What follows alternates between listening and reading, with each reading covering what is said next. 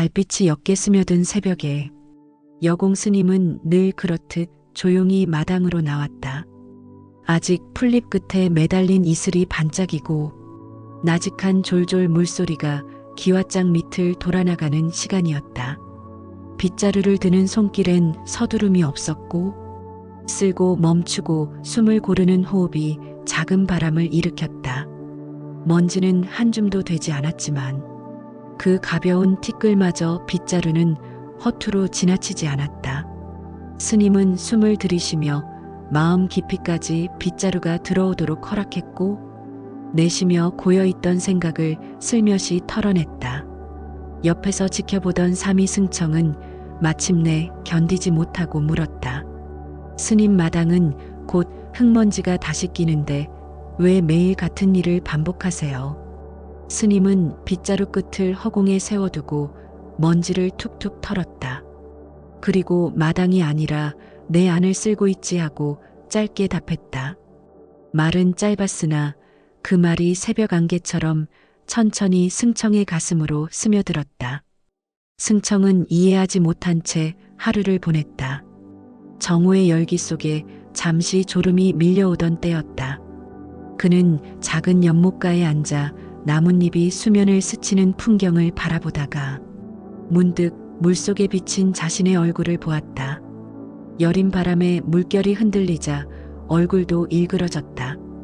손으로 물결을 가라앉히자 잠시 또렷한 모습이 드러났다. 그제야 아침에 듣던 말이 빛을 발했다. 마음이 거울이라면 파문이 잦아들 때까지 기다리는 것이 청정이구나 하고 깨달았다. 그날 저녁 스님은 승청에게 낡은 목탁 하나를 내주었다. 이 목탁은 서너 해 전에 금간 자리를 꿰매어 쓴 것이다. 하지만 때릴 때마다 맑은 소리가 났다. 스님은 웃으며 말했다. 금이 간 뒤에 오히려 속이 더 비워졌단다. 비워진 만큼 맑아지는 법이지. 도가에서 말하듯 가득 찬 술병보다 반쯤 빈 술병이 더 잘 흔들려 소리가 나잖니. 승청은 고개를 끄덕이며 목탁을 두드려 보았다. 텅하는 울림이 어둠 속으로 퍼졌다. 그 울림은 금이 간 자리를 꿰맨 실 사이로 더 멀리 번져가는 듯했다. 다음 날 새벽 스님은 승청에게 종이장과 작은 붓을 주며 하루 동안 마음속에 일어나는 감정마다 선 하나를 그어보라고 했다. 승청은 기쁠 때는 둥근 곡선을 슬플 때는 가라앉은 직선을 분노할 때는 번개 모양을 그렸다. 해질 무렵 종이는 온갖 선으로 뒤덮여 있었다. 그 모습을 본 스님은 군더더기를 덜어낸다면 아직 종이는 온전하다고 말했다. 그리고 물 한 그릇을 가져와 붓끝을 살짝 씻어주었다. 먹물이 물에 퍼져 희미해지자 종이에 새긴 선이 조금씩 흐려졌다. 스님은 말했다. 마음도 이와 같아 조금만 숨을 고르면 선은 누렇게 바래고 종이의 흰빛이 다시 살아난단다. 그날 밤 절 뒤뜰에서 스님은 두 아이에게 예시야기를 들려주었다. 먼 옛날 중국 어느 산속에 묵은 도술가가 있어 아침마다 물항아리를 씻으며 마음을 닦았다 한다. 물은 늘 더러워졌지만 항아리는 더 고이 빛났지. 그는 스스로를 비우는 연습으로 오래 살아서 산새들이 친구가 되었다. 새들은 날마다 그가 떠온 맑은 물에 날개를 적시고 더 높은 하늘로 날아오르곤 했다. 스님은 도가의 이야기를 빌려 마음 씻기를 설했다. 승청은 잠자리에 누워 새들이 날개를 말리는 장면을 떠올리며 자신의 가슴 언저리에 맺힌 먼지가 바람에 쓸려나가는 느낌을 받았다. 며칠 뒤 절 가까이에 장터가 열렸다. 승청은 스님의 심부름으로 두부를 사러 갔다. 사람들 틈에서 그는 삿대질하며 다투는 상인을 보고 금세 얼굴이 붉어졌다. 그런데 맞은편 국수집 아주머니가 눈치 빠르게 그 상인에게 국수 한 그릇을 건네며 달래는 모습을 보았다. 상인은 국수를 먹으며 잠잠해졌고 주변도 금세 조용해졌다. 승청은 깨달았다. 따뜻한 행동 하나가 먼지투성이 공기를 씻어주는구나. 그도 두부를 사고 나오는 길 어깨를 부딪힌 행인에게 먼저 웃으며 미안하다고 인사했다. 그러자 행인도 웃으며 괜찮다고 했다. 마음의 빗자루가 작게 움직인 순간이었다. 밤새 비가 내려 절입구 돌계단은 미끄러웠다. 새벽 예불이 끝난 뒤 승청은 돌계단에 쌓인 젖은 낙엽을 쓸었다. 낙엽을 치우자 계단이 검은 돌빛을 드러냈다. 그는 깨달았다. 돌이 본래 검다는 사실도 치우기 전엔 잘 보이지 않았다. 청정은 새하얀 것만을 의미하지 않는다. 본디 있는 색과 형태를 훤히 드러내는 일이다. 때로는 검은 돌, 때로는 흰 모래, 거기서 각각 고유한 빛이 난다. 스님은 한가한 오후 승청과 참선을 하다가 물었다. 만일 먼지가 계속 쌓여 거울을 완전히 덮어버린다면 어떻게 하겠느냐? 승청은 잠시 고민하다 대답했다. 그때는 거울이 아니라 먼지더미라 여길 수밖에요. 스님은 빙긋이 웃으며 말했다. 그러니 먼지를 보는 눈이야말로 이미 거울이란다. 청정심은 밖에 있지 않고 거울을 찾으려는 그 시선 속에 숨어 있다. 해가 지고 사방이 짙은 남색으로 물들 무렵 스님은 절 앞 외나무 다리를 건넜다. 바닥이 흔들릴수록 발끝에 힘을 주었고 주변 풍경이 흔들리지 않도록 시야를 넓혔다. 승청은 다리 끝에서 스님의 등을 바라보며 따라 걸었다. 불안은 다리처럼 좁고 흔들리지만 눈길을 발끝에 두지 않고 멀리 두면 마음이 넓어진다. 그 순간 승청은 청정심이 마음속 넓은 하늘이라 느꼈다.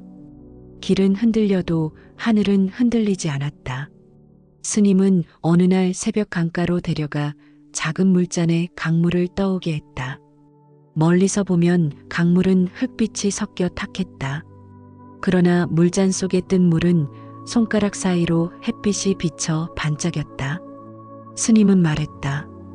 강 전체를 맑게 만들려 달려들면 결코 끝이 없지. 하지만 작은 물잔부터 투명해지면 그 투명함이 언젠가 다시 강으로 돌아간다. 청정은 세상을 통째로 바꾸려는 서두름이 아니야. 아주 작고 평범한 행동이 맑은 물이 되어 언젠가 큰 강을 맑게 하지. 저녁 공양을 마친 뒤 승청은 부엌 뒤쪽에서 김서린 솥뚜껑을 열었다. 밥 짓는 냄새에 숨어있던 추억이 피어올랐다. 어린 시절 어머니가 밥을 뜸들이던 장면이었다. 어머니가 뚜껑을 여닫으며 뜸을 맞추던 손길엔 조급함이 없었다. 승청은 스님의 말이 떠올랐다. 밥에서도 먼저 마음을 고르게 해야 맛이 산다. 마음이 들끓을 때 밥을 재촉하면 겉은 뜨거워도 속은 설게된다. 청정은 시간을 들여 안팎의 온기를 고르게 맞추는 일이다. 어느 초승달 밤 스님과 승청은 마당에서 촛불 하나를 켰다. 바람이 살짝 불어 촛불이 흔들렸다. 스님은 승청에게 손으로 불길을 가리지 말고 그대로 바라보라 했다. 촛불은 흔들리지만 심지는 꺼지지 않았다. 청정심은 바람을 가로막는 손이 아니라 흔들린 뒤에도 곧게 서 있는 심지와 같다. 바람이 불 때마다 오히려 불은 더 환해졌다. 승청은 다시 한번 마음속 거울을 떠올렸다. 바람은 번뇌 불길은 의식심지는 맑음이었다. 장터에서 노인이 쓰던 오래된 저울 이야기도 전해 들었다. 저울추가 한쪽으로 조금 기울어져 무게를 재면 늘 미세한 오차가 생겼으나 노인은 오차만큼 마음으로 더하거나 빼서 물건값을 정직하게 맞췄다. 사람들은 그 정직을 믿어 오차 있는 저울을 쓰는 노인을 더 신뢰했다. 스님은 이 이야기를 들려주며 말하길 완벽히 평형을 맞출 수 없다 해도 마음속 정직이 저울의 오차를 채운다 했다. 청정은 흠없는 도구가 아니라 흠을 인정하는 마음에서 시작한다. 초가을 바람이 불던 날 스님은 작은 연등을 들고 강 언덕을 걸었다. 승청은 뒤따라가며 물었다. 스님, 청정심과 자비심은 어떻게 다른가요? 스님은 연등을 가리키며 말했다.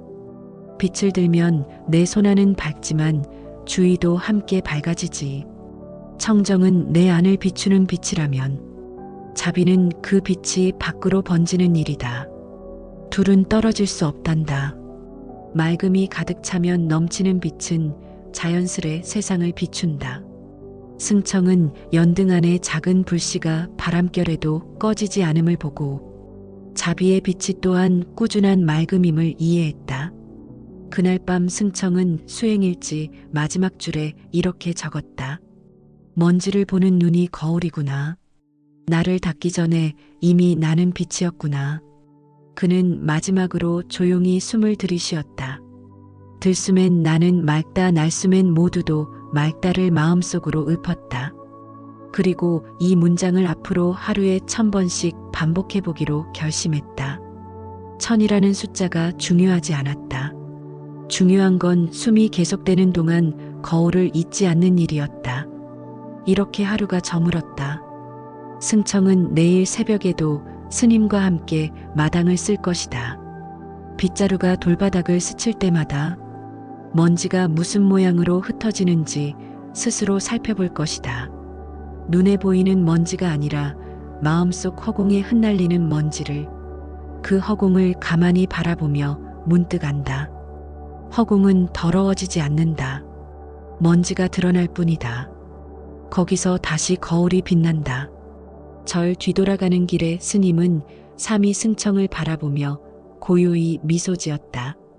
떠나가는 발걸음마다 돌바닥에 남은 발자국은 곧 사라졌지만 그 자리에 남은 고요는 오래도록 맑게 빛났다. 바람이 멈추고 달빛이 돌담 위에 잔잔히 내려앉을 때 우리는 잠시 숨을 고르며 마음속 거울을 바라본다. 먼지가 내려앉은 자리마다 본래의 빛이 머물고 있다는 것을 느끼며 그저 이 순간의 맑음을 마음에 담아두자. 달빛이 뒷마당 돌담을 넘어가고 별빛은 아직 성급히 깜빡이지 않는다. 이 고요의 마음을 띄워둔 채 우리는 각자의 자리로 돌아간다. 빗자루를 들지는 못해도 작은 숨결로 거울을 닦을 수 있다. 하늘도 땅도 먼지도 별도 모두 그 거울 속에서 빛난다. 긴 밤이 끝나면 새벽 첫새의 울음소리처럼 맑은 마음으로 다시 만날 것을 약속하며 잠시 눈을 감는다.